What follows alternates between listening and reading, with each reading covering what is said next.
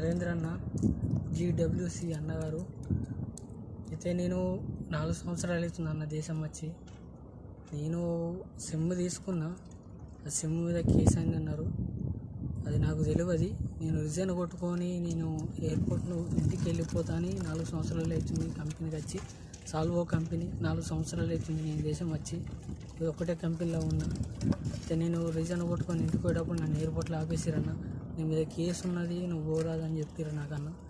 అది ఏం కేసు ఏం కథ అన్నది మనకి చెప్పలేదు. సిమ్ గురించి కేసు ఉందని అన్నారు వాళ్ళు. ఎయిర్పోర్ట్లో ఆపేసారు. ఎయిర్పోర్ట్లో ఆపేసినాక నేను క్యాంపస్ను బతిలాడుకున్నాను.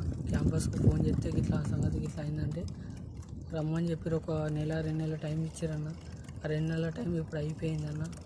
ఎవరు ఆదుకునేటోళ్ళు లేరన్న. ఇక్కడ తినడానికి తిండికి పైసలు, ఉండడానికి రూము లేదు, ఏమీ లేదన్న. నన్ను బయటకు వెళ్ళగొట్టిర్రు.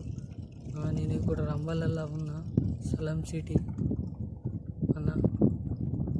నా పరిస్థితి మంచిగా లేదు, నాకు హెల్త్ కూడా మంచిగా లేదు. మస్తు ఎల్పిఎస్టోళ్ళు కూడా లేరు. నా పేరు బొల్లి అనిలు, మాది వెంబడాల మండలం, రాజన్న సిరిసిల్ల జిల్లా అన్న. నేను ఈ పరిస్థితిలో ఉన్నా అన్న. నాకు ఎల్పిఎస్టోళ్ళు ఎవరు లేరు. అది కేసు అయిందని ఎయిర్పోర్ట్ల నుంచి నన్ను మరగొట్టిర్రు. తినడానికి తిండికి పైసలు, ఉండడానికి జాగా లేదు. నేను రంబాలలో ఉంటున్నా.